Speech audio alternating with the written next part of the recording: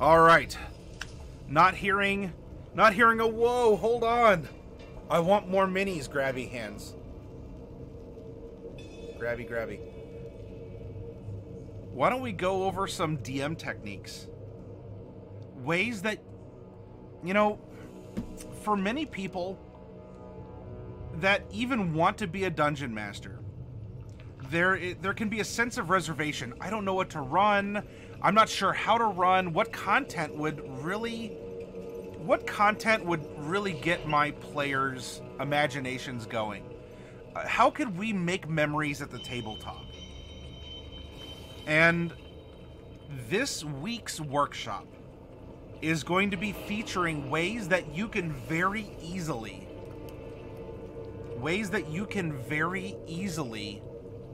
draw inspiration.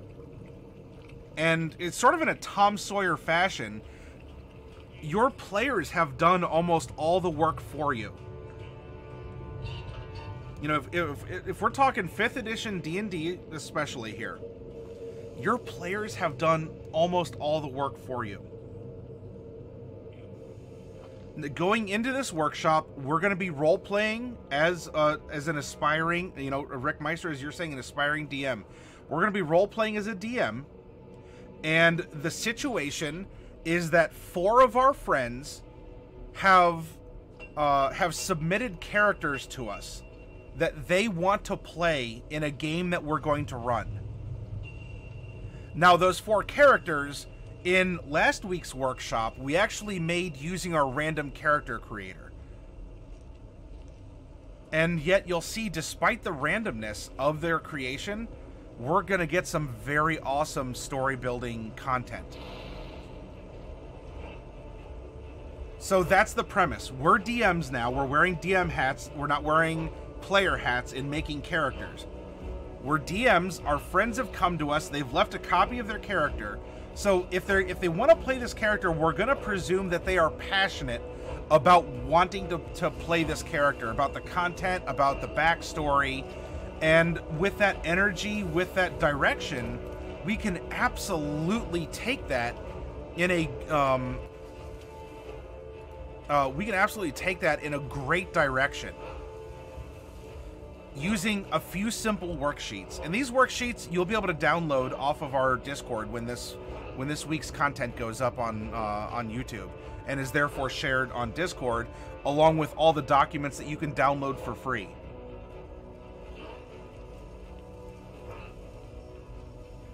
All right, Victor, thank you for hanging out with us as long as you could. Have a good day. A fez is an acceptable DM hat, Kitty Bird. Now, this is the first of 3 different exercises I want to put in front of you in this workshop tonight, to show you how you can find this inspiration and what kind of an entity are you going to be running for in regards to the party, and what the individual characters might want to take from your world. But witchcraft, hey, good morning to you. Well, no, it's good evening to you. That is a bedazzled pigeon. My goodness.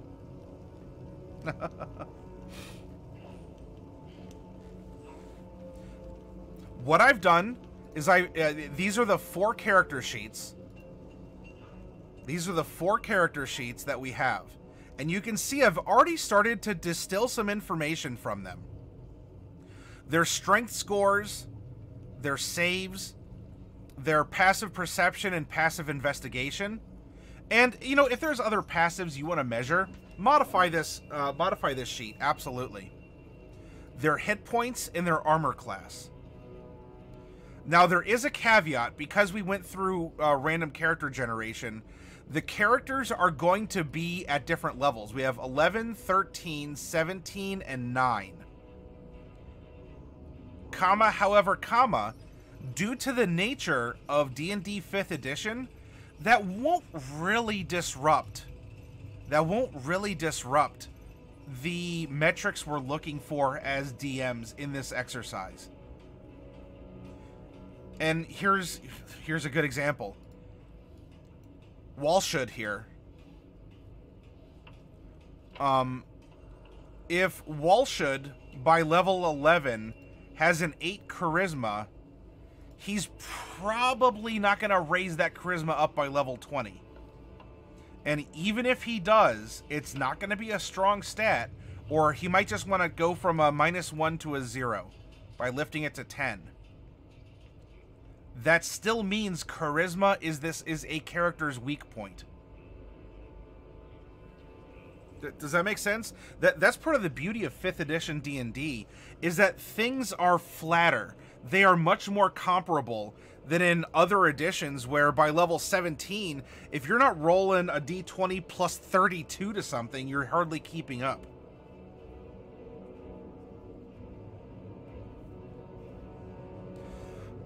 So I've gone through for the first 3 characters to show you, what's happening here for Walshud, Cantora, Digzin, and now let's finish this out live together with Wofax.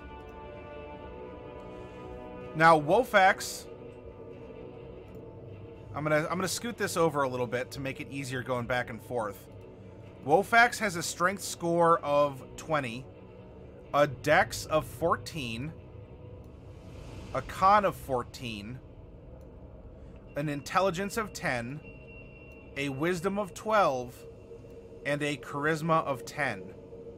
Our saving throw proficiencies are going to be wisdom and charisma. Our passive perception is 11, and our passive investigation is 10. And remember, if you want to change passives to something else, modify this as much as you'd like. Alright, Fragout, thanks for hanging out with us tonight. Our hit points, and by the way, let's say that you told your friends, alright, everyone make a level 8 character, comparing hit points and AC, well, not even so much AC. AC is rather flat in 5th edition. Hit points, though, has a lot more modulation, over levels and whatnot. But that would make looking at their hit points a lot more apples to apples instead of apples to oranges. Hey, Grimvex, good morning to you.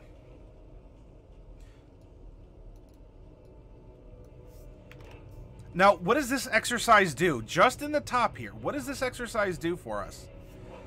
We get a nice reference as a DM where the party stands in terms of what they're good at doing.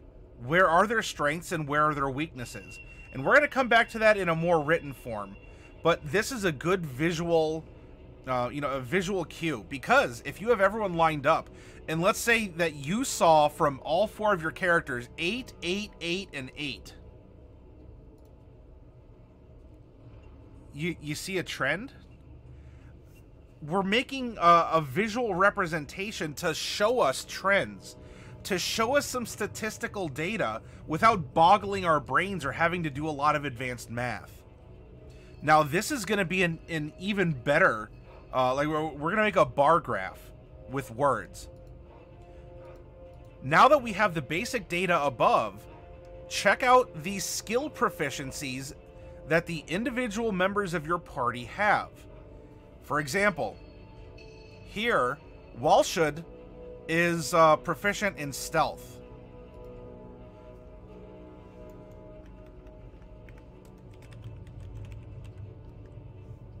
So we have that, we have nature, we have perception, and we have survival.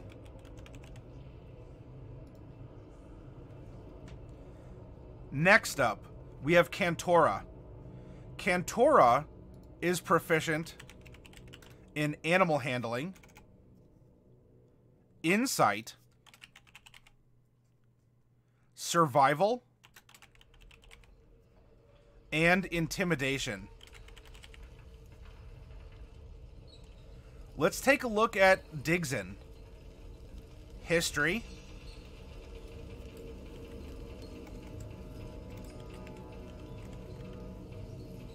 investigation,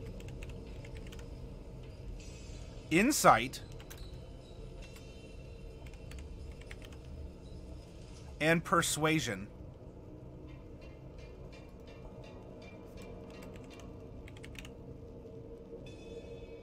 And then lastly but not leastly, we have Wolfax. Wolfax is proficient in Arcana, Nature,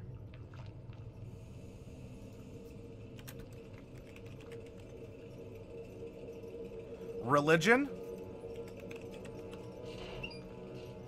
and Persuasion.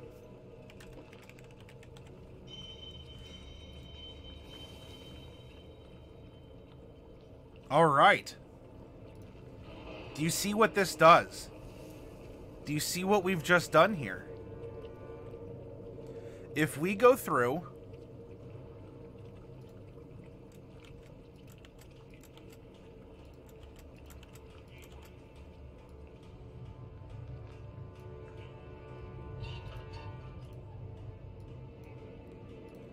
we can create a kind of a bar graph.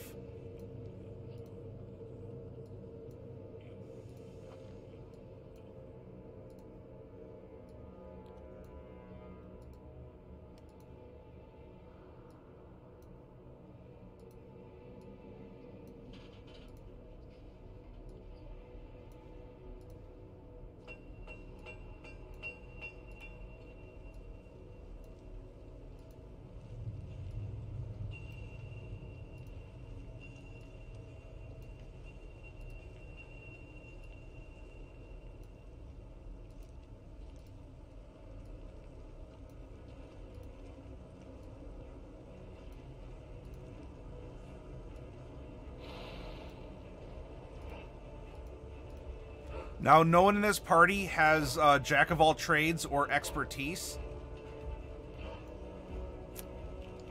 So I am going to, I'm going to delete that note from up here. We don't need to worry about that.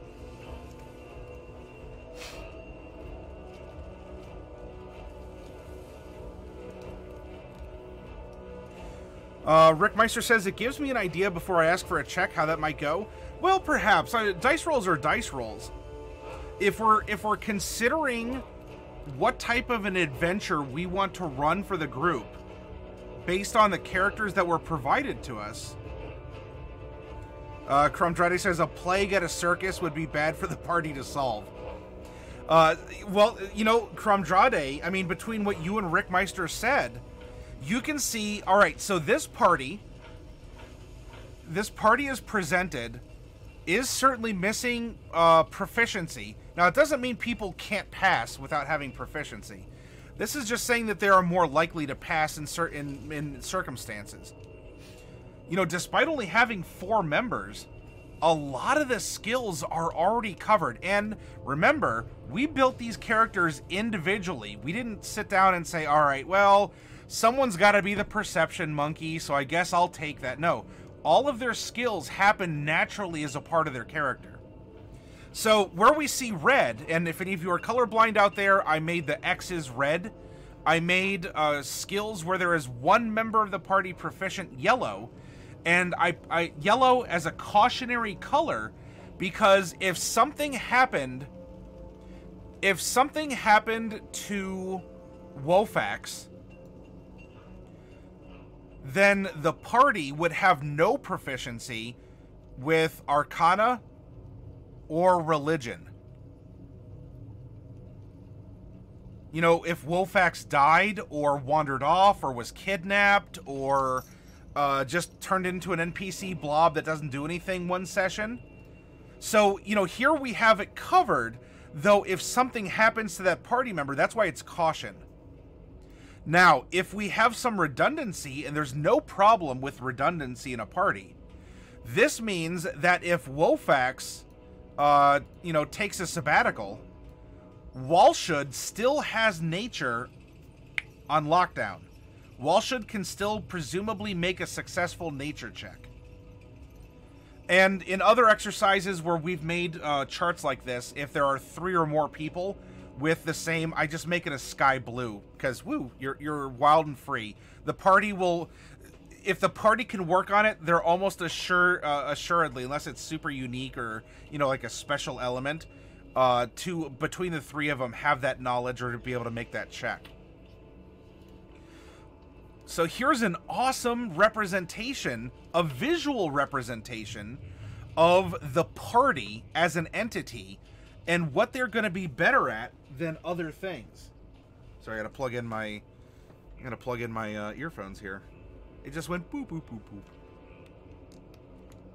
There we go.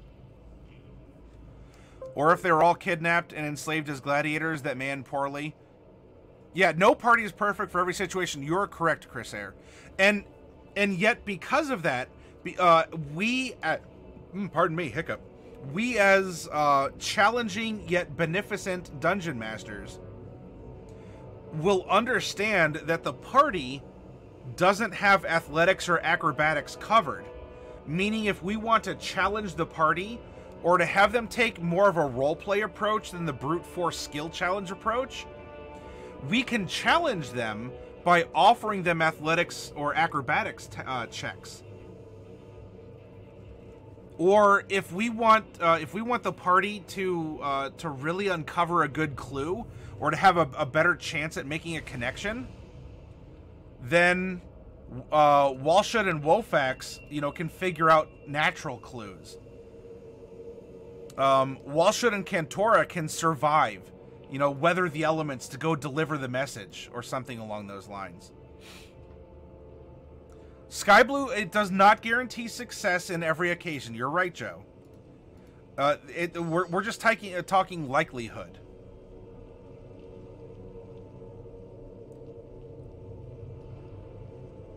Yes, well, 6 people couldn't beat a 14 in my last. Yes, the dice rolls do happen in that regard. Now, these are some other things that I can suggest to you all that don't have to be, that don't necessarily have to be listed, but could come in handy. So here is a list of party languages aside from common. What is it that the party can speak? Well, we have a lot. I mean, so if we ignore that here, and you know what, on a couple of the characters we had to choose, you know, Elvish, Giant, or things along those lines. You know, what would be the equivalent of Crawl if we're not playing on Ravnica? But let's make some decisions. So we have Gnomish. Let's put in Giant. Actually, oh, you know what? We determined that we have elves. Gnomish, Elvish, Undercommon, Deep Speech, and Primordial.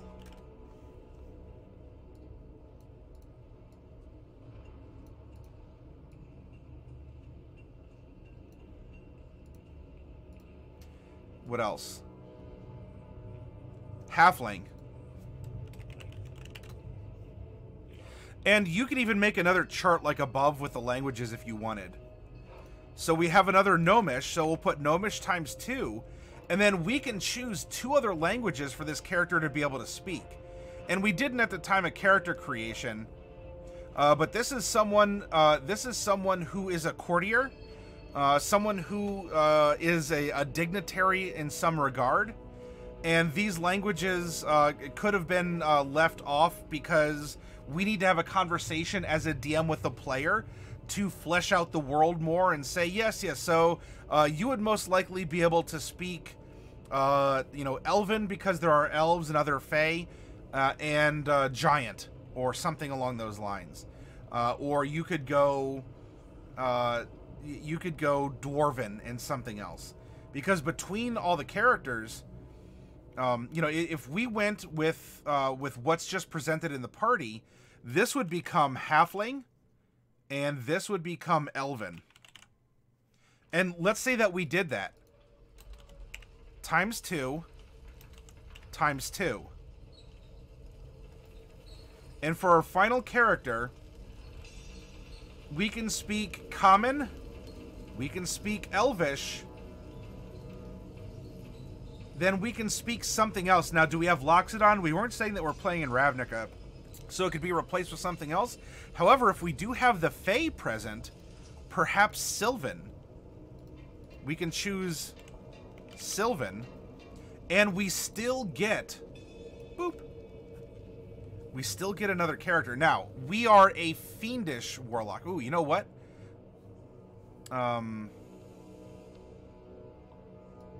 If we didn't take Elven because we are a celestial warlock, what if we, instead of Elven, we actually spoke, let's put Elvish back down to 2, and we could speak, Supernal. Or Celestial language.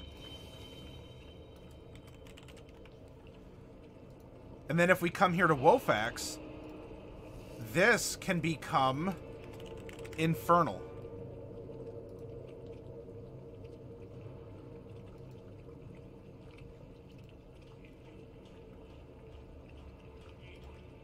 So we're going to choose... We chose Elvish here, and we can speak Elvish here.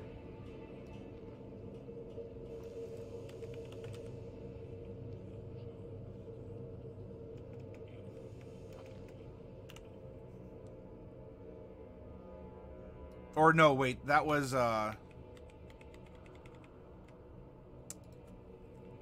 we already had Elvish from being a half-elf. Oh, I'm sorry. So that could be a mystery language, or even Sylvan.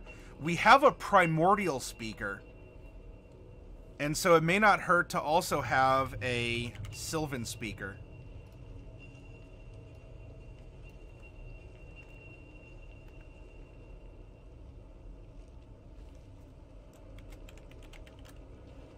There we go. By laying it out like this, you can see that in the world you want to present, there's a pretty good chance that you are going to be able to offer puzzles or riddles in other languages, and your party wouldn't have to necessarily go too far out of its way to be able to translate or to understand culturally or contextually what is said. Now, what about tool proficiencies? What is your party going to do during downtime? Or what is an interesting way that you might be able to set up a puzzle to be solved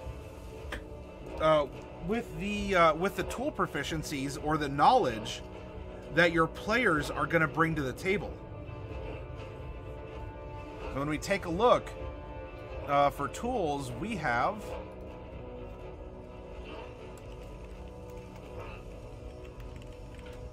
a poisoner's kit. Pardon. Vehicles land.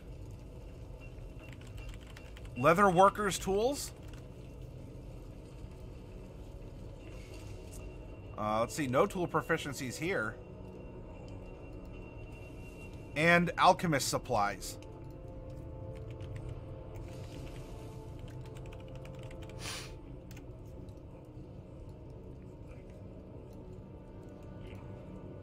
As a DM, having a list like this to reference means that you might be able to employ your party. You might be able to use the aspects of their character that aren't just throwaways. You know, alchemist supplies and poisoners kits can have a lot of overlap. Having land vehicle proficiency is really good for getting around. You know, that means that at least with the one character around, we can have a lot of travel involved, you know, or encounters on the road, or chases.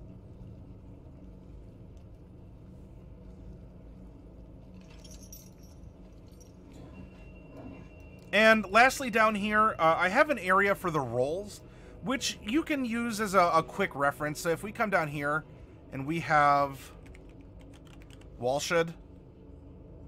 Walshud is a ranger barbarian, and generally what Walshud brings to the table, as far as, you know, broad descriptors,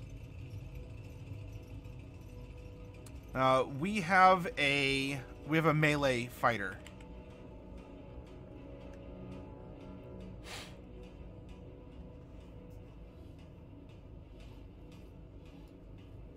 And if there's other keywords that you want to write down, it's absolutely fine to be able to do so.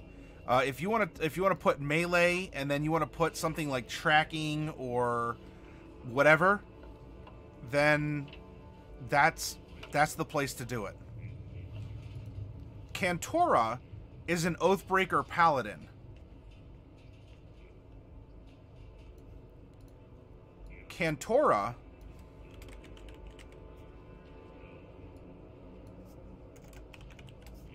is going to be bringing melee, light magic, and healing, or possible healing. Or if you want to put a note like healing / support.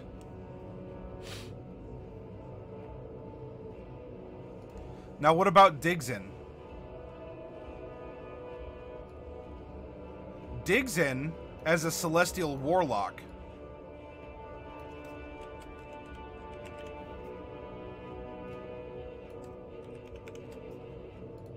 Warlocks, it's not that they're not magical, but I'd probably label this as something like medium magic. Or if you want to specifically note the type of magic, you know, is it support or something along those lines? Medium magic and healing.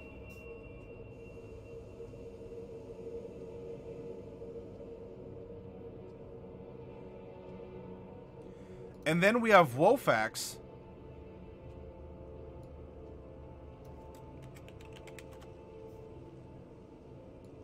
who is also a warlock and is bringing medium magic. And if we looked, remember, we made a 10 charisma warlock that is absolutely functional on the battlefield and in roleplay. That was an extra little bit we did after character creation, where we went through and we outfitted the character to have a functional 10 charisma warlock. Hey Shukan, good morning.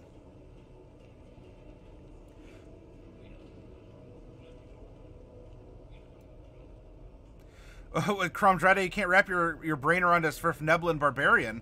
How's that?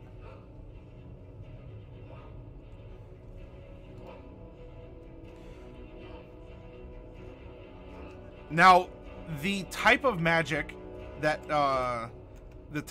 brought in would be social or battlefield control, if you want to describe it as such.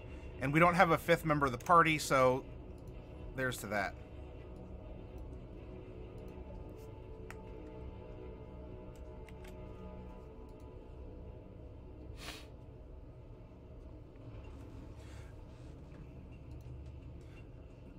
This is going to be a good quick reference for how you want to form the adventure later on.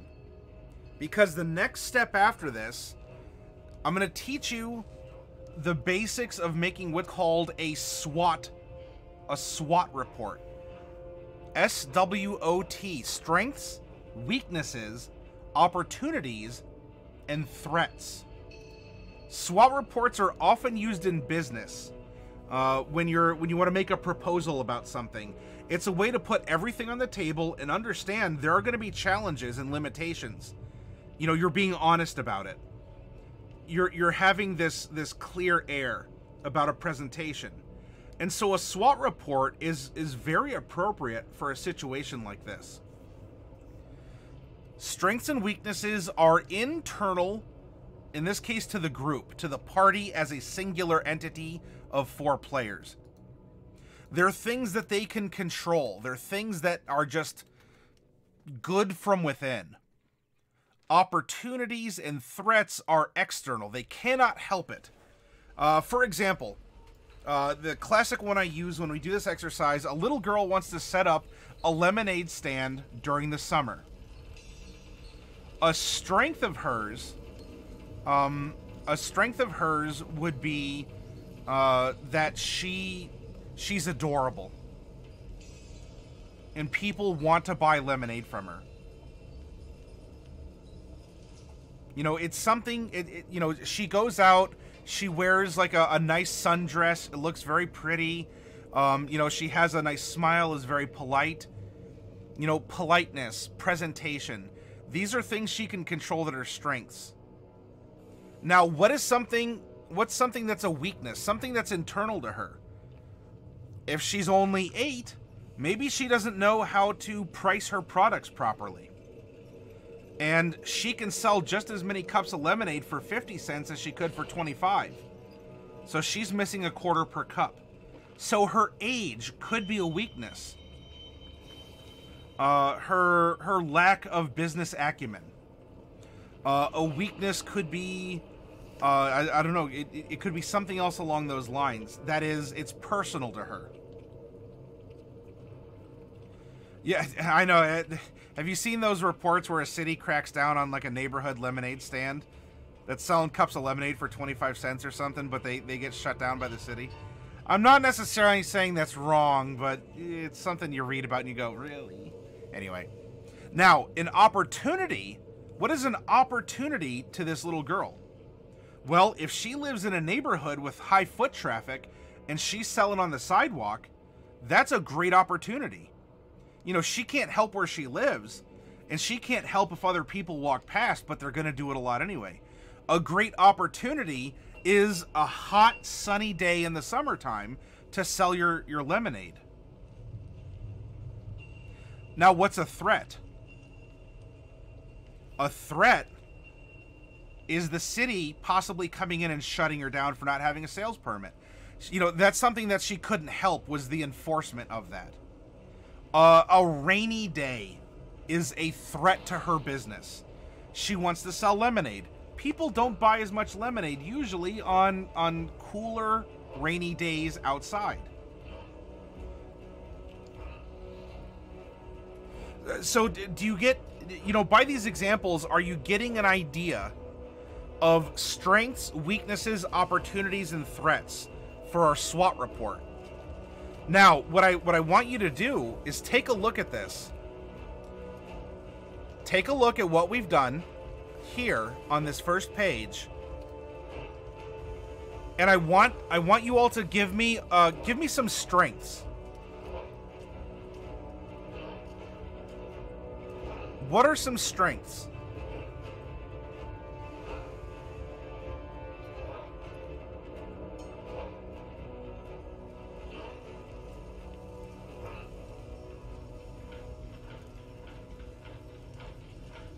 Shukan is just shrugging.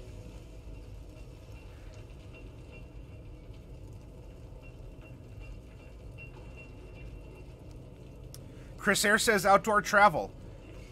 That's a good one. You know what that catches? Nature. Animal handling.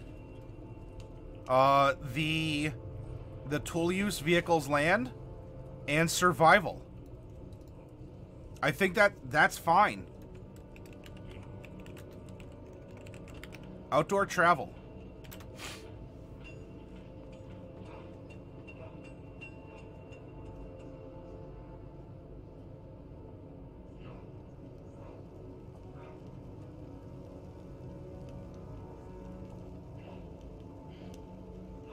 How about this? We have 3 characters that are proficient in wisdom and charisma as their saving throw.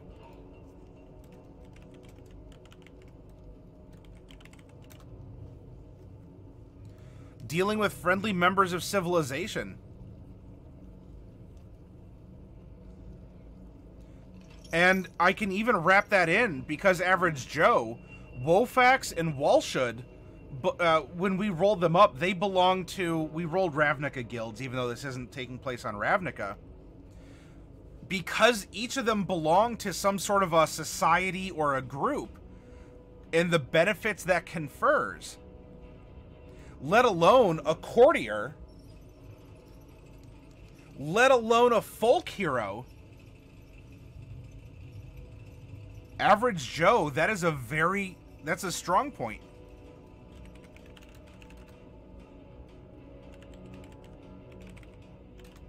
Dealing with friendlies. Regod Neo, we are making... We've taken the characters that we generated last week, and we're going over a DM workshop and how to extract story prompts from them to demonstrate that your players have done all the work for you, or a good chunk of work for you. So we have outdoor travel, wisdom, charisma saves, dealing with friendlies. Now, if any of you have more, you're welcome to list them. What about a weakness?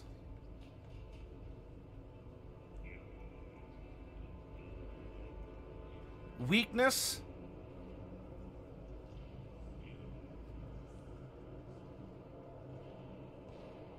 I dare say int.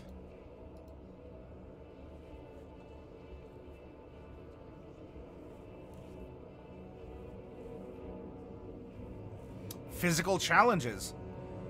You know, so we do have two characters. Well, we have two characters that do have strength. An average, you know, kind of an average strength and a below average.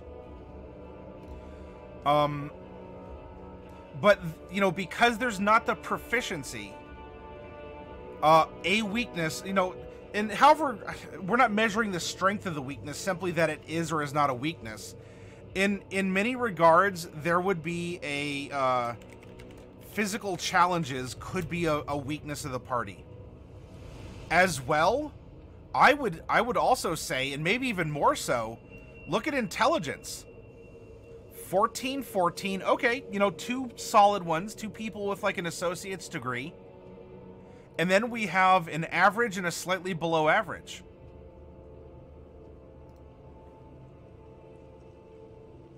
You know, Dex is kind of decent.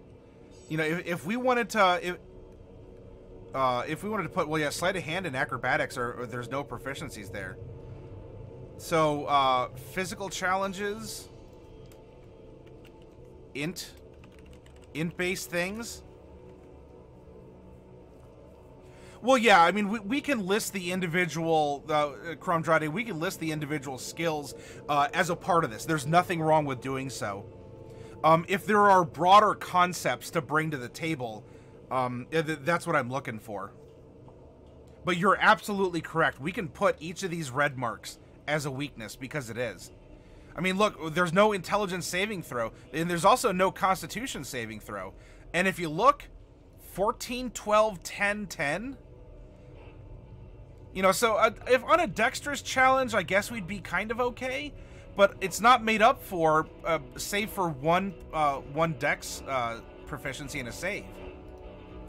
So really, I mean, this would be physical challenges, and you can even say, you know, strength, dex, con, and specifically int-based things.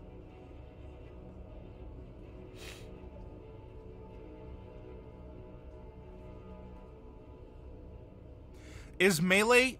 No. Melee would not be a weakness for them. Because actually our other warlock is also melee.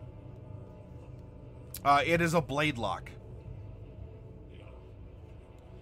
So up here, melee combat would be a strength. Arguably, ranged combat could be, you know, decently covered. But melee is by far stronger for them. Now, information gathering would be very strong for them as well.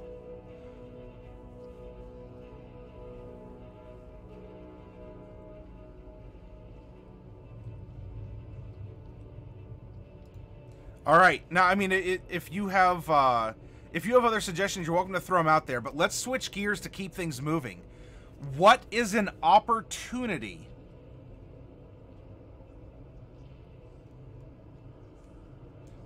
I mean, phrasing things like physical challenges kind of borders on an opportunity, because that's something beyond their control. But what would be an opportunity for them? What is something that this party, you know, outdoor travel, again, you know, it's kind of close. Strengths, you know, if we wanted to be more specific, opportunities could be broader. All the same, I think we're getting the idea. An opportunity for them would be to take down the tyrant, as several of the members of the party are set up to bring down the tyranny of this kingdom or whatever that they exist in.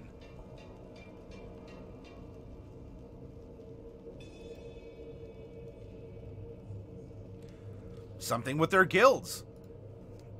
We have 2 members who are working on behalf of 2 organizations to accomplish goals.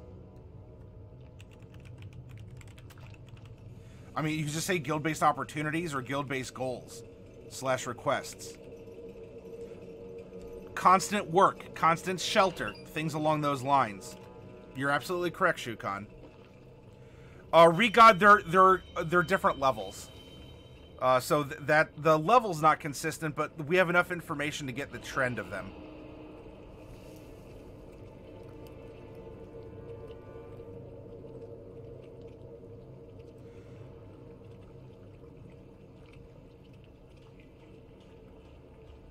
Now, you know, I said int-based things, but int-based saves is probably more specific because an opportunity would be something like research.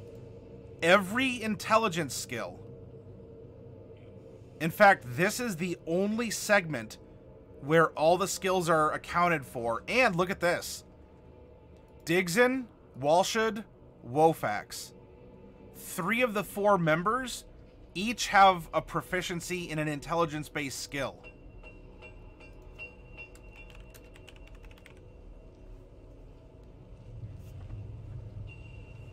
Learning. So if you don't want to say int skills, this could be learning and research. Kromdrade, yes. A weakness that is within the party would be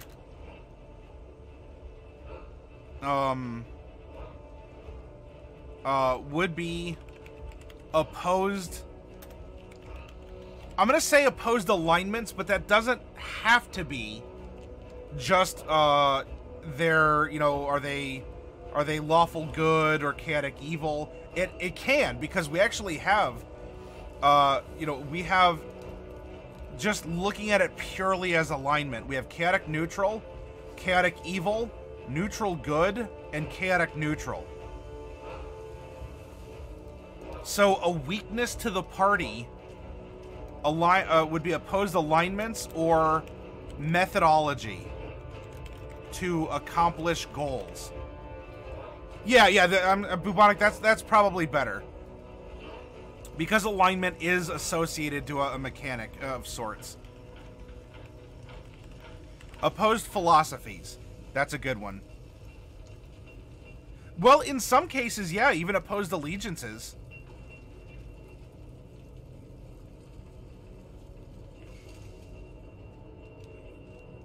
Now, what threatens this party?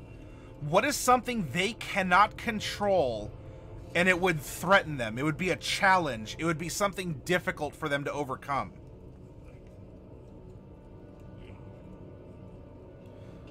You can look at this again on many different levels. You know, if you take more time than what we're giving it, you can have an awesome SWOT report on your party. Taxes. Perhaps so. You know, taxes are a bit of a threat, aren't they? I guess that depends on how many gold pieces you make per year.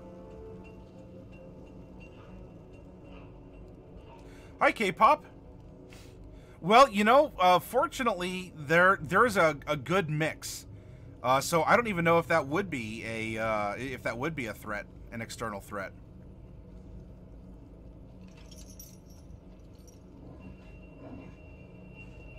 Allegiances? So yes, their allegiances could be, you know, could be a strength, though the things that happen between them that are outside their control, you can share that consideration for sure. Allegiances? How about this? Anti-magic. Oh, you know what? We have a Ranger Barbarian. Not only are we melee, we also have light magic and possible healing. Magic user. Even the barbarian brings magic because it's a totem warrior barbarian. Magic, magic, magic. What happens if I turn magic off, or if I make magic wild? And by the way, strength would be healing. Anti-magic would be a huge threat to this group. A sphere of annihilation would be an external threat. That's true, Shukan. Hart says, aside from the Celestial Warlock, they don't really have much support for healing by spells. They have to rely on potions. I forget. Well, we have a Ranger, which theoretically could take curative magics. And we also have the Paladin, and while she is an Oathbreaker, she still has Lay on Hands, and can take curative spells.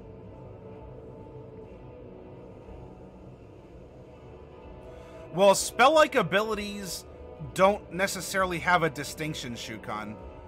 At least not like they did in 3rd edition, where it was specifically its own thing.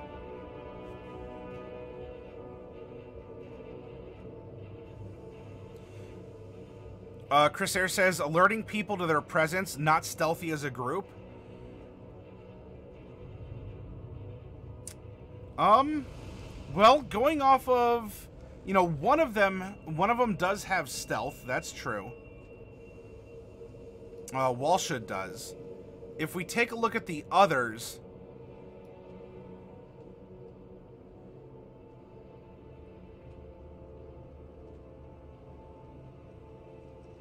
she would probably threaten stealth.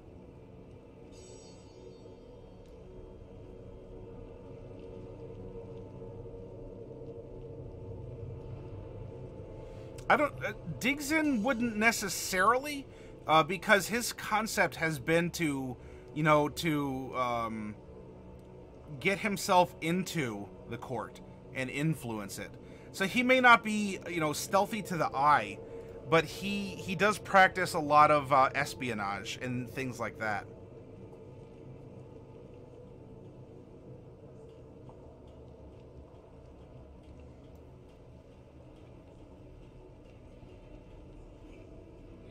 That's true, Chris Air. Baddies that are anti-animals. I'm not. Can you define that better, Joe? Well, Hark, we didn't define her magic, so she may not take healing. She might not at all. So, you know, healing here is, it's a possibility. If we had her spells, then, you know, we might be able to absolutely say yes, healing, or we could just remove that. Oh, that's right. Good job, Joe. They all do have some kind of an external beast or pet or summon or something. You are correct. So they're a threat to the, we'll say to the companions. All of them have threats to companions that are personally tied to them. You are correct, Average Joe.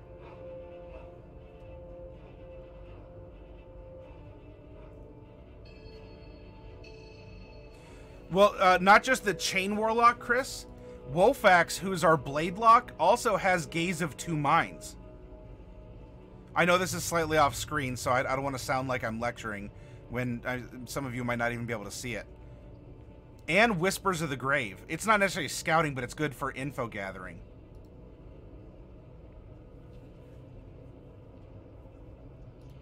But if you get the idea, this is an exercise you can go over. Are you playing in a D&D group currently? Get everyone's character sheets together and run one of these. Whether or not you examine it for a SWOT report, or you just want to do something fun and simple, take this. Take this and look at the health of your party. See where your party's weak. It's absolutely fine for a party to have a weakness. In fact, that helps better define the party, because not all parties can be good for everything. But now you can be knowledgeable about it and lean into it, or if you want to help cover for it, you know, do this. Now, what is another way you could take a look at your party? It so happens I have a way to show you.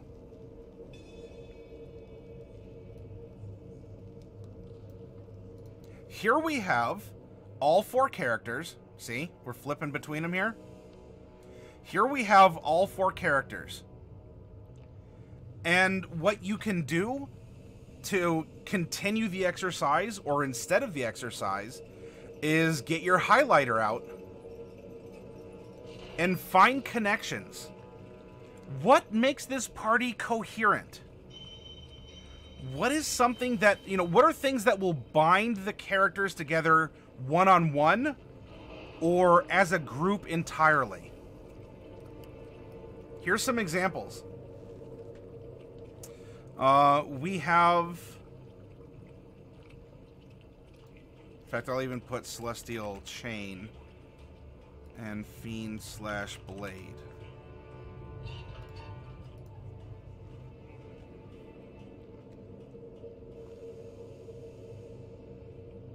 Yeah, Crumdrade, that's not bad advice.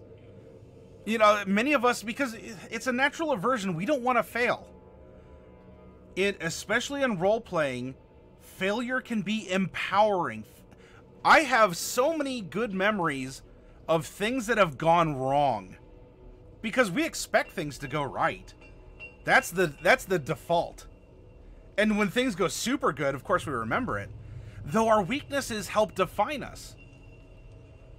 So, you know, play to your strengths, but understand your weaknesses and roll with it. Have fun with it. All right, what are some connections we can make? How about this?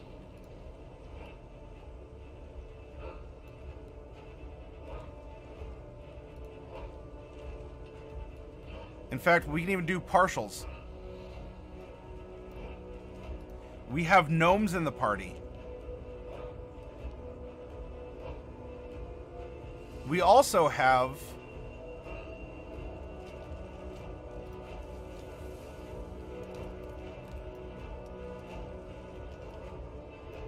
small races in the party.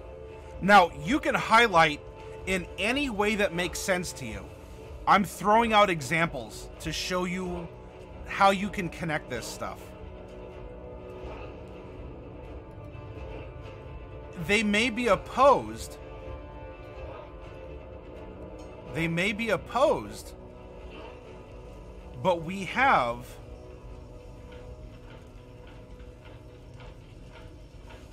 two warlocks in the party that at least understand what it's like to be a warlock. Now hold on. Why didn't I highlight warlock? Well, what is the nature of being a paladin? Is the nature of being a paladin that like a warlock, where you owe someone else service, or you draw your power off of an external force? This could just as easily, by the way, depending on the session 0, depending on the discussion of the world. What if we did this instead? And barbarians as a sheer force of power and might and will. There's our link. That's kind of dark on screen, isn't it? I'm running out of bright colors.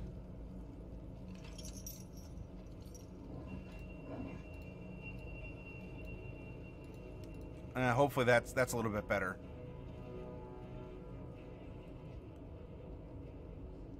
A threat, things on the top shelf. Can Tora and Walshud bond as characters because they have this inner resolve?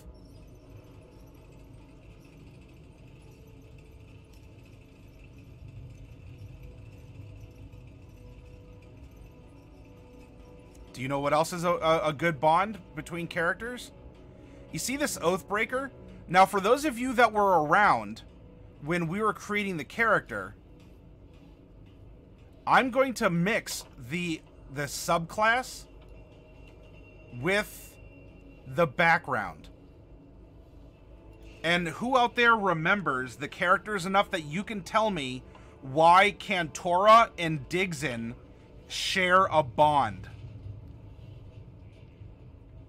off of their subclass and their background, respectively?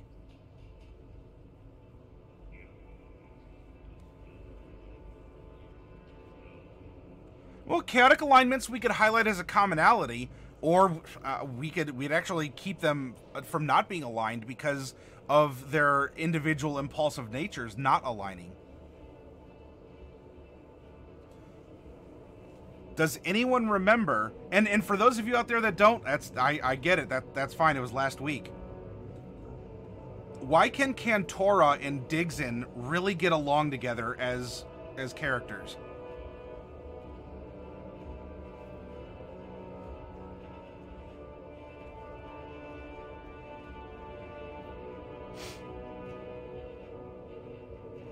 Forgetting intensifies.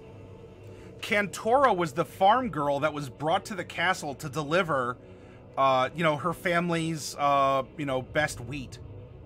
She was, like, hired in by the upper echelons, and she had stars in her eyes. After being exposed to the corruption and the villainy of the tyrant, she broke her oath, in a sense. Like, Oathbreaker is kind of a placeholder term. She didn't necessarily... She broke an oath because she quit the service of the tyrant. But, she was infused with this negative energy. And she does not like this tyrant. She wants to bring the tyrant down. And... I mean, she worked towards it. Oathbreaker and Folk Hero... I mean, these are the same... These are similar prompts. Here we have a Celestial Courtier who has been playing the long game. He's the only good aligned character.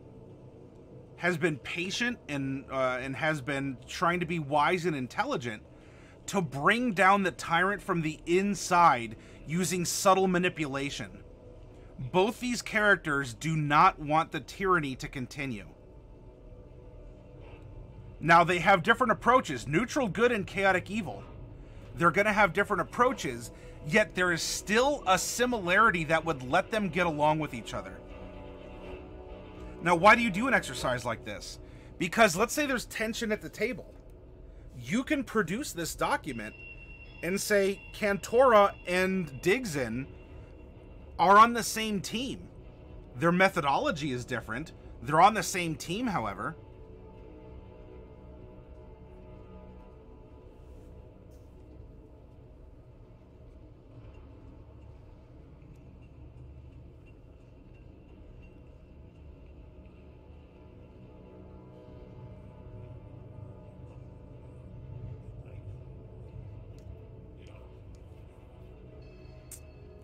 Let's see.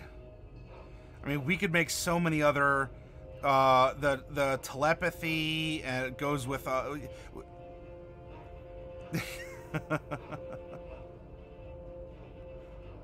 like there's no I in team, but when you spell team with block letters, the I is in the A.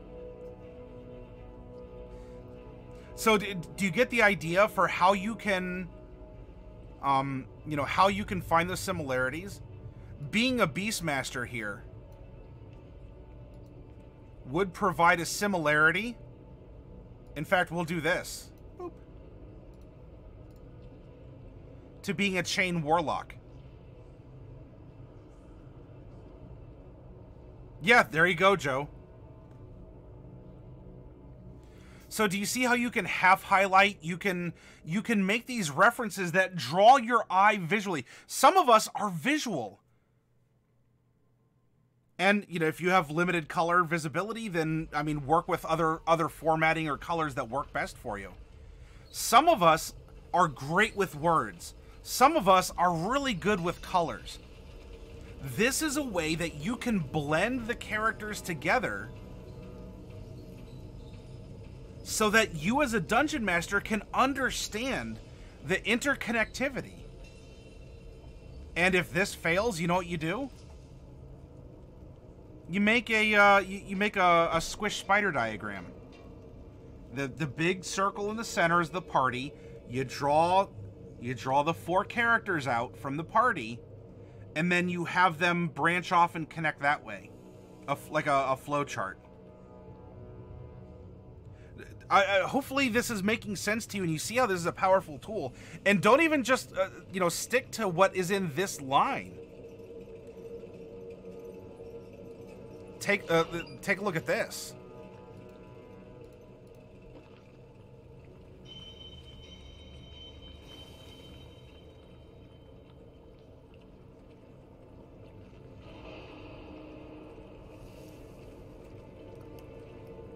Where do their personalities and their backgrounds cross? Not just on the blurb, that they're a deep gnome ranger compared to whatever.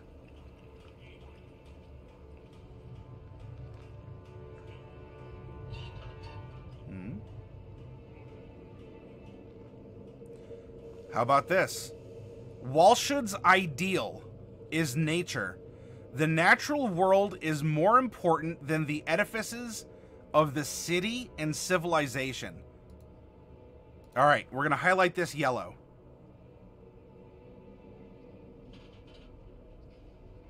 Cantora doesn't share the ideal.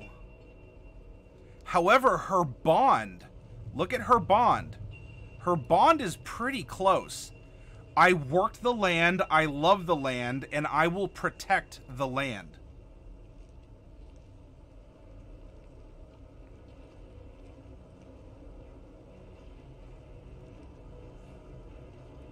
All right, Walshud. I do my best to discourage anyone from approaching or talking to me. This is an antisocial trait.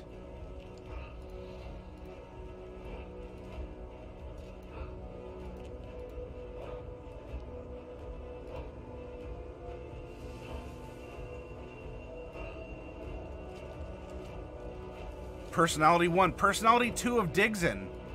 I'm a snob who looks down on other people who can't appreciate fine art. That's an antisocial behavior.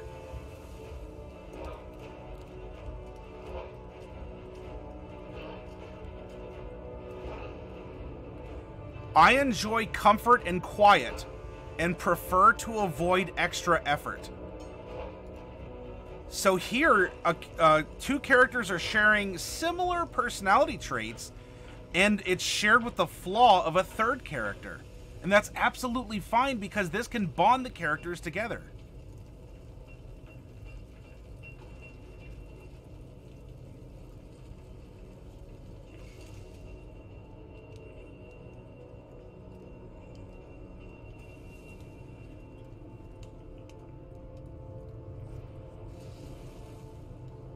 Hark says, with my local game, I expect things to go wrong because they tend to go wrong from the plan. Like last week, they pretend to be couch delivery guys to get into a baron's house secretly for a magic ring, only to burn all the guards and people in the house down. Meanwhile, my druid managed to get the ring due to going wild-shaped as a spider and using locate object and helping them stealth away with pass without trace. Oh my goodness. I wonder what the consequences are going to be for that. I said the C word. Ooh.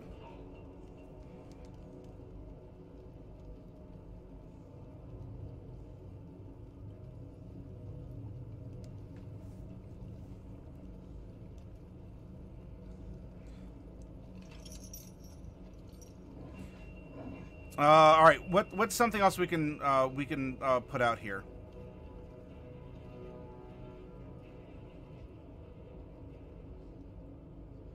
How about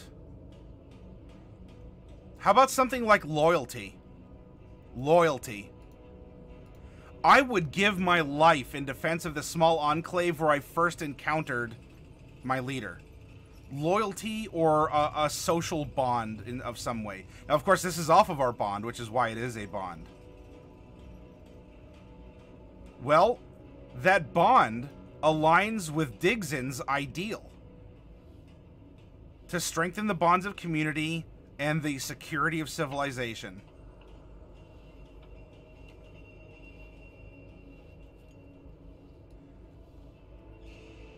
Ideal, fairness. No one should get preferential treatment before the law. No one's above the law. Would that be social? Is that the same as community? I'd give my life in the defense of the small enclave, and it's the duty of people to strengthen the bonds of community. Or would that be, instead of the ideal, if someone's in trouble, I'm ready to help? Aha. So you see, we have 3 characters that share a bond that is carried in different parts of their roleplay expression, of their psyche, of their history.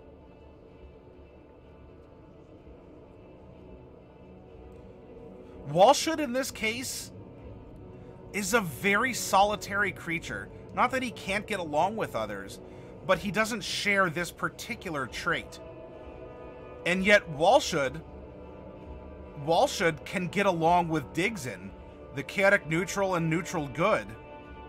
Or Cantora, the chaotic evil oathbreaker, has at least some common ground with Digzin, the neutral good warlock.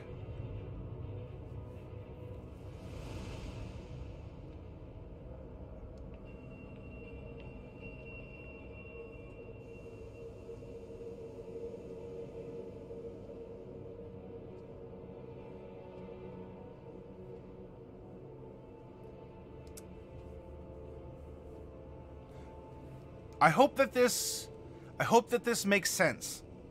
I hope that you can see this as a way to visually represent the party and to understand, because you can even go over this. You can do this worksheet as the dungeon master and lay it out in front of everyone as you're having session 0 and say, this is what I've seen. These are the links that I see between your characters. And as your characters are going to be working together for the next 6 months or whatever, whatever you plan on doing, I want to explore these. I think there's some really good stuff here. I think there's really good stuff. And this is going to spark the imaginations of your friends who have made their characters maybe together, but also, or maybe in a vacuum. And it's going to get them to think and say, you know what? We do share rivalries. We do share bonds, or specifically, I do not share that bond in that way with others, but I share other ones with others in different ways. And that makes each of their relationships with each other unique and memorable. Wofax is going to have a much different relationship to Walshut than he would with Cantora.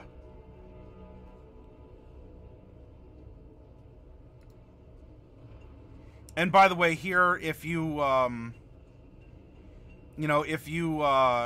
wanted to sort of I judge people by their actions. Let's say that you wanted to make that, gray's very dull.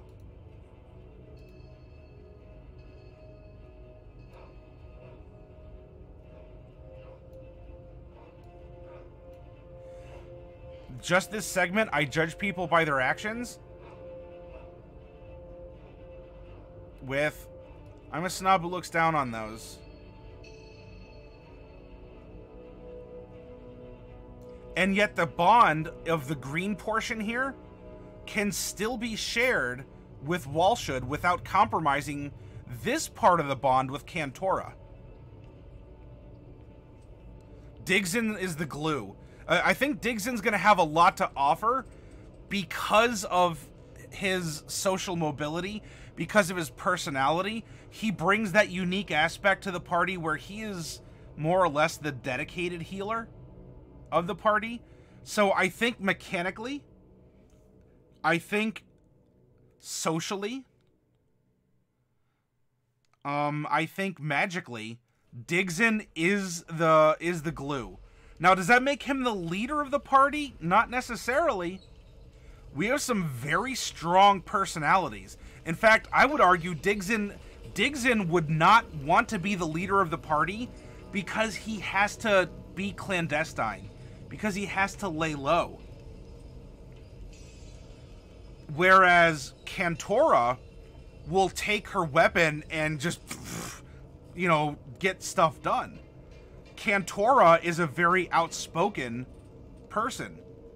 She judges people. She takes action. She is a woman of action.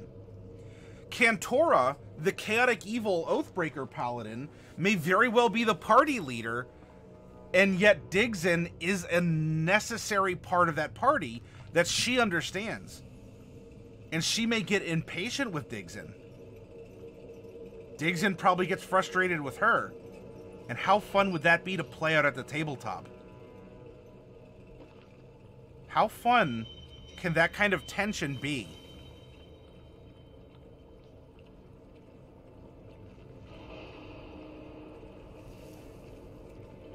So I hope this is a really good exercise, or at least to get you to think about the party that you're running for, or the party you're playing in a different way.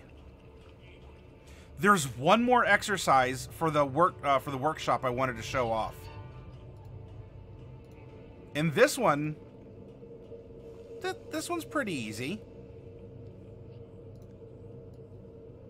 Whoops, not this. There we go.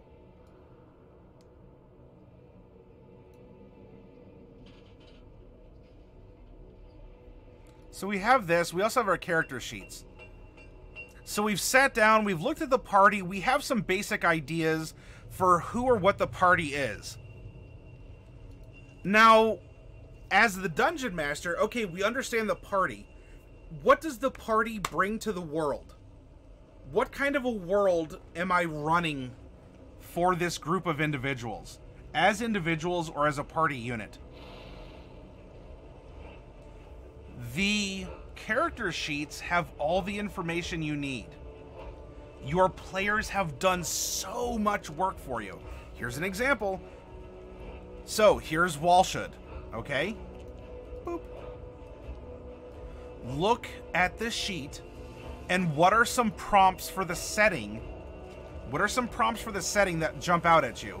For a ranger, ooh, you get so much.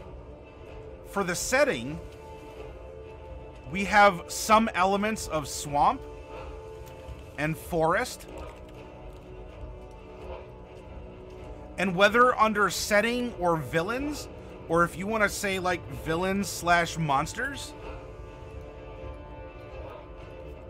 then you can put aberrations and elementals. Rangers make so much, they don't make work for you, they do work for you.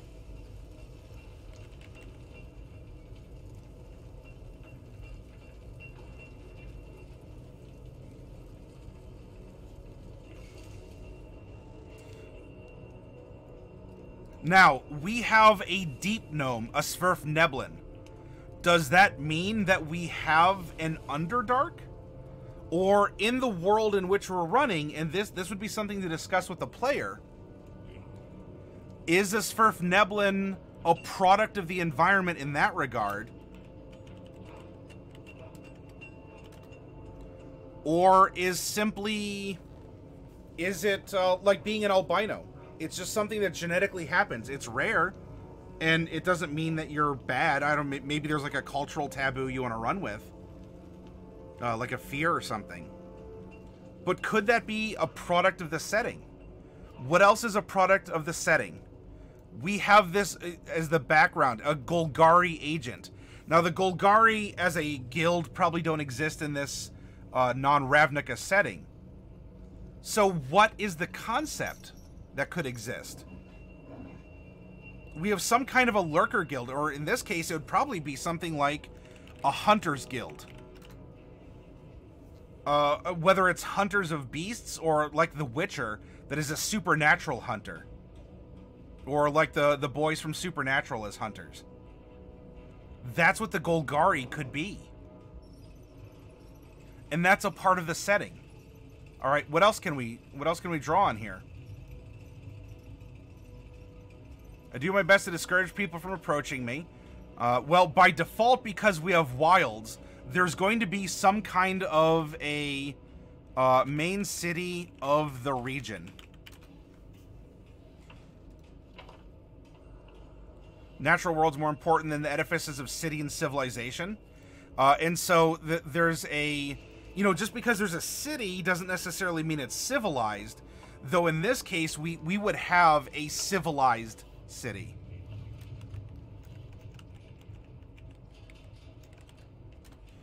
You could have a city of, I don't know, quick and easy example. You have a city of orcs.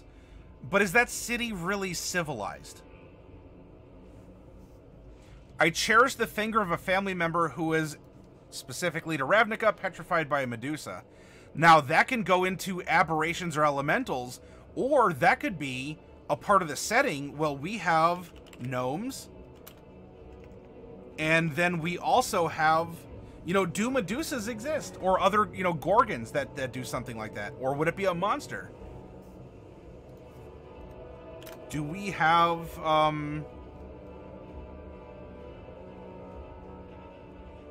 mean, maybe Medusas, they'd probably be monstrous creatures, but I don't know, maybe in this world we chalk them up to aberrations.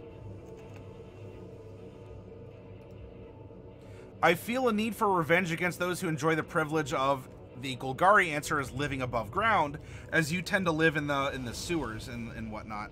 That may not be the case here. Guild ally, I know a Medusa who's stationed in the guild hall. So we find whatever the replacement is for the Medusa, because we've had that mentioned 3 times now. Petrified by a Medusa, our guild ally is a Medusa, and our guild rival is a Medusa. And it does mention other guilds. This could be other organizations. Someone joined the Gruul in a battle against the Boros once, and the sergeant of that. So this could be someone joined the Orcs in a battle against the Kobolds. It could be by guild, it could be by race, it could be by enemy. Gruul and Boros could be aberrations and elementals. And the fact that guilds and organizations like this exist go back to organization and civilization. Now, what about NPCs? Well, there is, we're just going to put them, Medusas, that are agents of some kind in this world. And this could even be the other guilds. It's a part of the setting, though the guilds themselves may be headed by folks.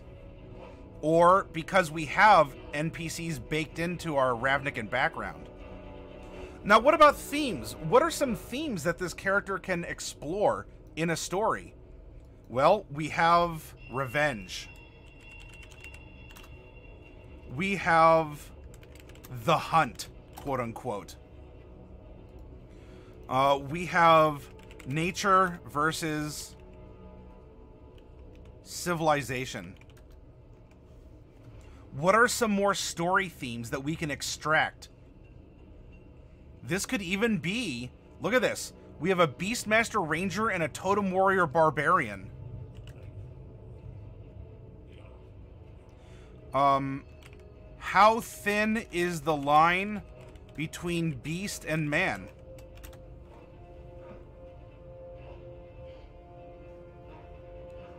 These are all things that we can explore. And we're just making a quick list because we can go back and reference it to find some commonalities. Regod Neo, I'm glad you're liking the exercises. Speaking of DM tips, what's your take on player and player? If it is contextual, it's fine. If it's a conflict of personality, you got to hit the brakes and say, whoa, whoa, whoa. We're playing a fantasy makeup game of storytelling, everyone. This is not supposed to ruin I've almost seen friendships ruined over D&D. But if it's contextual and everyone's enjoying themselves, then sure, that's fine. But if someone's going to be like, I'm going to sneak attack, whatever, well, then you're being antisocial and you're not playing to the spirit of the game that you all agreed to play to. Now, if you're playing a game of Munchkin, absolutely backstab each other because everyone understands that's what you're getting into.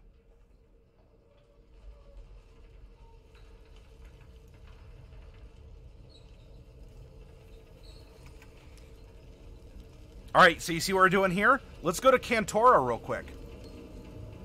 what does she have for a setting? Aha. She's the folk hero. So an evil tyrants rule and castle. And because of how she became the Oathbreaker Paladin, there is some sort of an evil cult or organization working behind the scenes. There is also, because of her folk hero origins, farmland.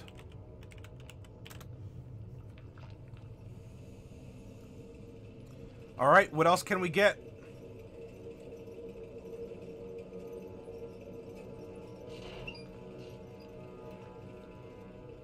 Let's see. Fairness. I work the land. I love the land. I'll protect it. The people who knew me when I was young know my shameful secret. So farmland / home village. So there's a little halfling village out there that farms. That is a part of her backstory that exists. Oh no, the sun explodes. Shukan, what have you done?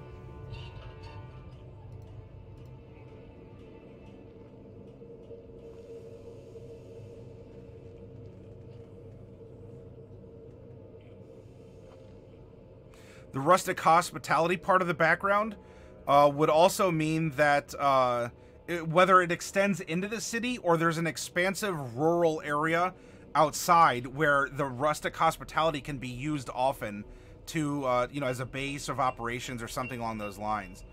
So it wouldn't just be, you know, a village of 20 people kind of a thing. Otherwise, I mean, you'd want to talk to your player about that, because then he or she wouldn't really be getting a lot out of rustic hospitality unless it extended to people of the city as well. All right, now what about NPCs? Well, if someone's in trouble, I'm always ready to hand and to lend a hand, and I judge people by their actions. So, and also by being, you know, by having this rustic hospitality, we are getting those who know our secret, and those we've helped, those we've judged.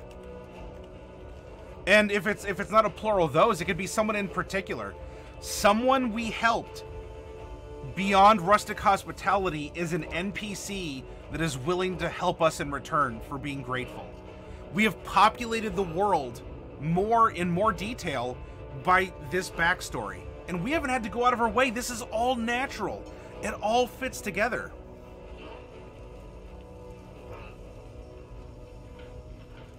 What about villains? Oh, well, we have the tyrant and his or her evil court. That seems that is her smoldering sole focus.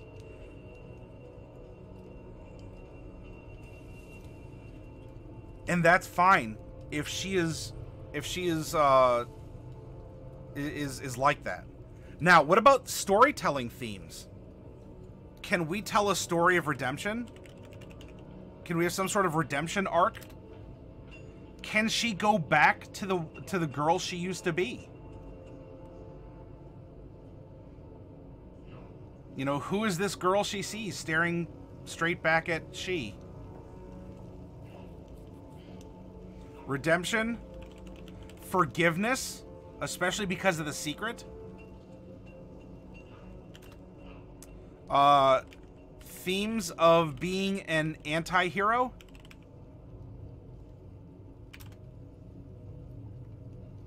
Exactly, oh sheeps. When will she see who she is inside? Inside-eyed. You gotta hold it for a couple beats. You know, being an anti-hero isn't just about being broody and edgy. An anti-hero is the unlikely hero. It's someone who does what he or she does, not expecting reward or accolade. The Punisher is an anti-hero. The Punisher murders people. The Punisher is arguably an evil character. Murdering someone in return for murdering your family is murder. The Punisher is an anti-hero. He doesn't want to be, you know, he doesn't want to be a hero. He probably even recognizes he's not. You know, kids, don't do this at home. Can our farm girl go back to ever being just a farm girl again? Or after being magically and like, you know, influenced or suffused by evil magic, influenced by the people of the big city and the behind-the-scenes courtiers, not the good one that's in the party. You know, can she learn to trust again? Can you explore that in the context of a story? Now, what about Digson? Digson for a setting. He's a courtier. We have the castle and court, if you want to have it in a castle or a court. We have a castle and court of the tyrant. Of the evil tyrant. Settings. This setting also confirms that we have gnomes and halflings because we can speak it. Gnomes, halflings, celestials.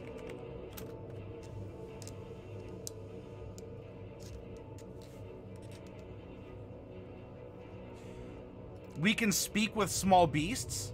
And in fact, if we go back to Cantora, Cantor has animal handling, and Walshud has a beast companion. So really, as far as setting, you know, heavy animal population. And you can even put plant. And you know why this is important? Because there are spells that warlocks and rangers get. And even the totem barbarian. If you know there's a lot of animals around and you can get use out of speak with animals, speak with plants, plant growth or whatever, you should take those spells because they're really good in that setting. And as a dungeon master, there's nothing wrong with saying, yeah, this place is just, you know, you can't walk a foot without tripping over a pigeon. Or a mouse, or whatever. There's animals everywhere. There's trees. There's squirrels. We'll bless them all.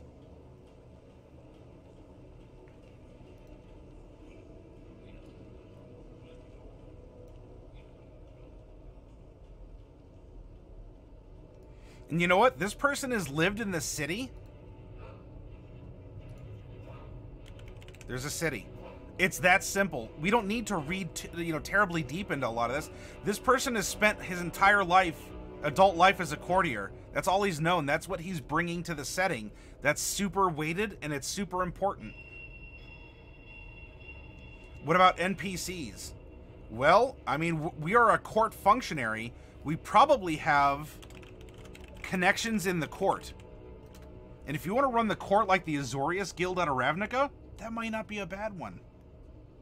Of course, within the court is a cult, probably a little bit more like Rakdos.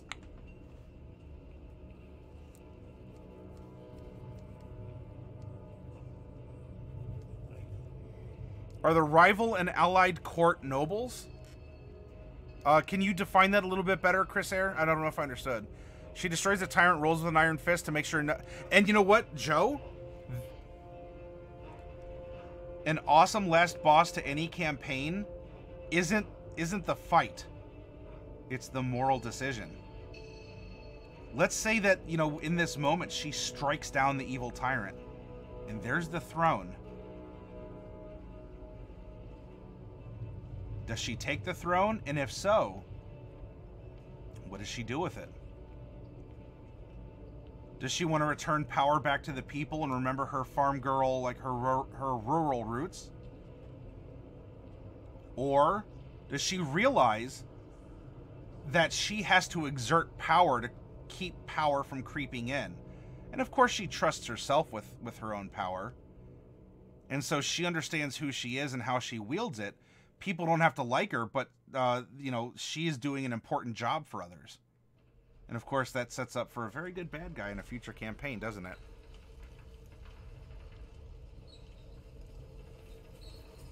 The people that create policy that are aligned with her or not.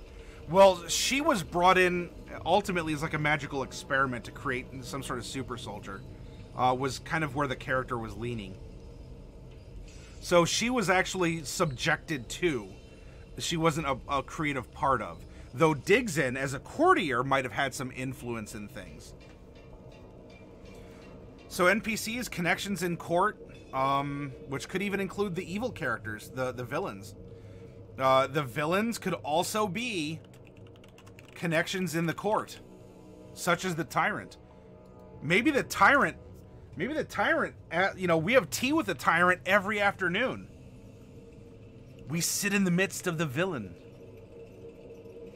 When you're doing an exercise like this kind of repetition of concept is fine. Again, you want a general direction. You want to build towards something. Any other NPCs? Anything worth doing is worth doing right. I'm a snob who looks down on those who can't appreciate my work. Community, it's the duty of all civilized people. So, I mean, that could be court, or even broader outside the royalty would be the city. You know, civic leaders. One day I'll return to my court and prove that I'm the greatest courtier of them all. I'm never satisfied with what I have. All I want is more. That's all I want. It's a good song by Real Big Fish, by the way. What are themes here? Patience is a virtue? Or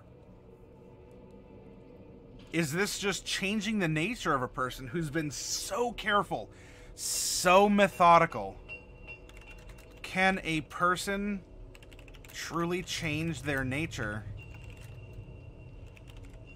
given, I mean, we'll just say broadly, the circumstances?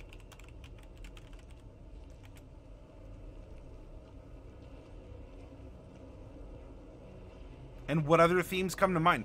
Remember, we're talking storytelling tropes. We're talking thematic storytelling. You know, is this you know, if patience is a virtue, you know, do good guys finish last?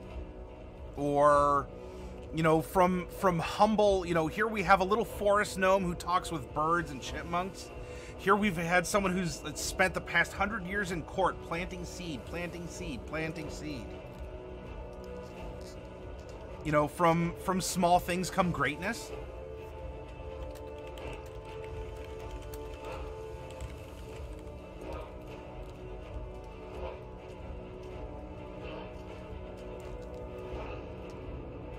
I agree, bubonic one. Oh, look at those cool shades Shukan put on the Red Dragon Girl. All right, and lastly, what about Wofax? What are some setting clues we can get from Wofax? Well, again, there's kind of a guild, or as we're talking about it, kind of like a meditation group, maybe like a yoga or a self-help or anger management, some kind of a therapy, or again, just like a recreation club. So, I mean, we'll put the guild as an abbreviation.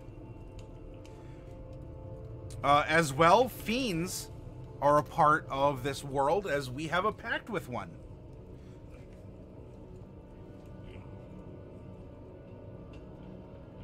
So too, by the way, we speak Sylvan, and of course we have Fey ancestry, which arguably gnomes have, just not mechanically. The guild, fiends, Fey.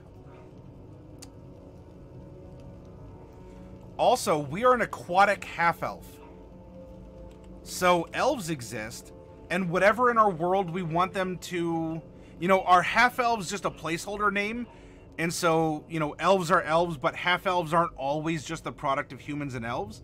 Are they the product of, you know, is an aquatic half-elf an elf halfling?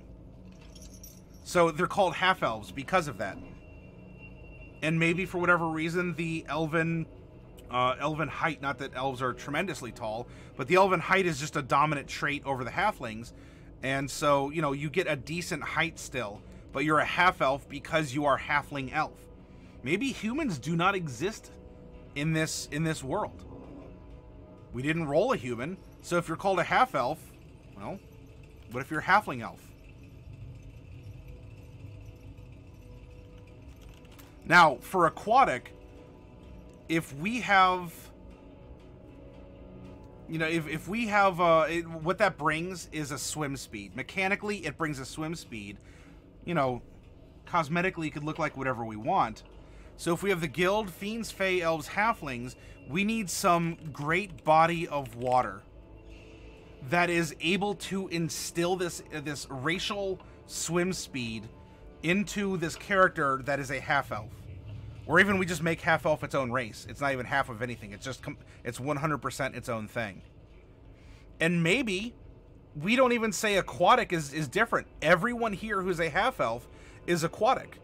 Maybe being a half-elf simply means that you grew up around the water, and, you know, the native races are small. They're gnomes and halflings. But something in the water, you know, maybe something in the water made you grow.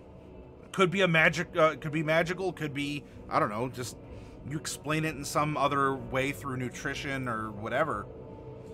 But we have some great body of water that's influencing the genetics or the appearance of people who live by it, and is making them able to swim and grow taller than they normally would.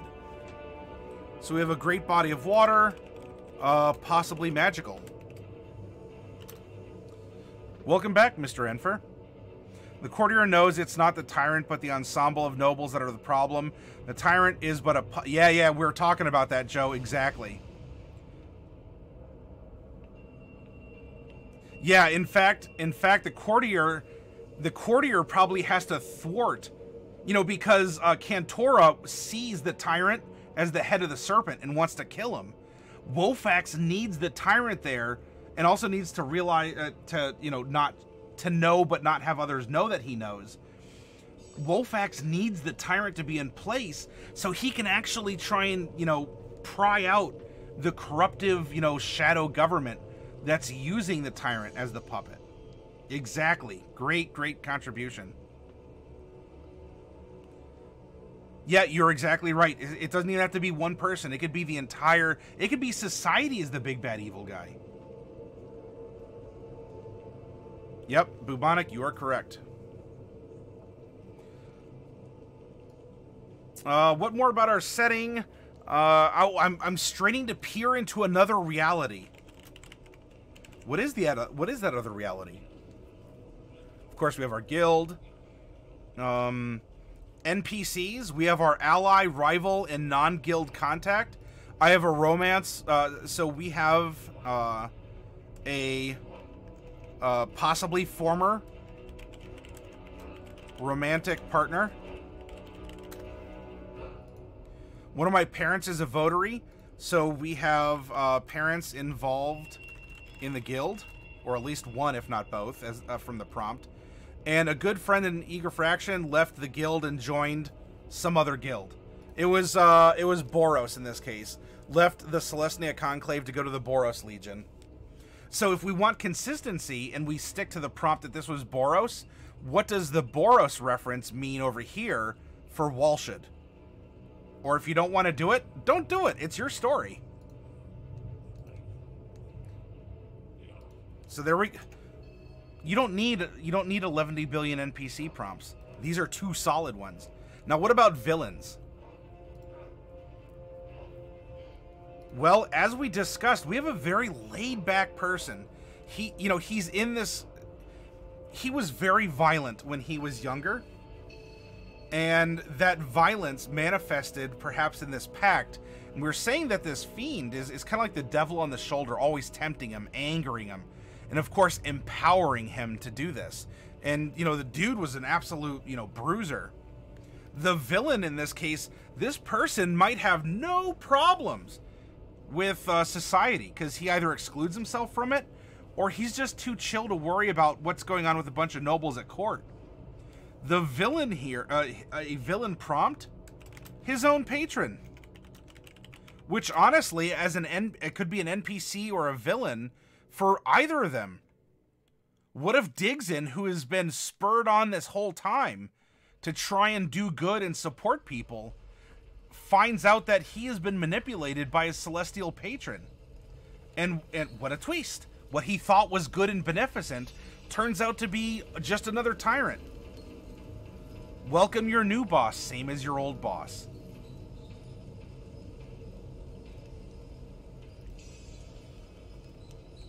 His own patron. Dun dun. Dun. Hey Raz, welcome. Shadowner, first BBG I faced in a game, the essence of greed. Oh. How did that go? Yeah, Shukan, we live in a society. Maybe the two gnomes are relatives and don't know it? Possibly. You could make those links if you wanted. Of course, you know, talk to your players about that. And what about themes? What about storytelling themes? You know, this person always wants what's better. You know, the grass is always greener on the other side.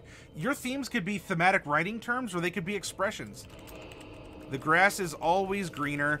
I mean, considering that we kind of made him out to be a bit of a stoner hippie in a commune. He's always looking for that green grass. And being Celestia as well, you know. But yeah, so, you know, he's someone who's just, you know, he doesn't want conflict. You know, there's always something better elsewhere. You know, I want to disengage from my current reality because I don't like it. And then I'm getting bored with that. I want to look into another reality altogether. You know, straining to peer into another reality. You know, I like my guild. I really love my guild, but I also don't get along with my one parent who's a part of it. You know, we could be exploring themes of laziness. Or the fact that, what's the expression? Evil wins when good people don't do things? And you get the idea, right? This person might have been in a situation where he could have prevented some of these projects from happening. And yet, here's the state of the world, but because he didn't engage with the problem, he ran away from it. It got to the point it is when we're presenting the story. Yeah, tyrants are dumb. I'm an adventure or something. Yes, and we have cat butt, everyone. Oh no! No, doggo, don't break Bubonic's screen. So anyway, we have themes, and now what we could do as a DM is we can sit back and we can find commonalities. We can find inspiration. This is now a springboard for all of the other content we're going to make in the workshop this week. Especially, hey, in the next workshop we're doing tomorrow, setting. We're going to be making a setting, we're going to develop the culture, and we're going to map it out. But you know what? For tonight, we went through 3 different DM practices, and I hope they were really helpful. I hope that, you know, whether you use them or not, I hope you can at least sit back and say, I get it, I like it. And go from there. And then, you know, it's your table, your rules. Are you going to use it or not? In either case, I hope you're having an awesome game of D&D with your friends.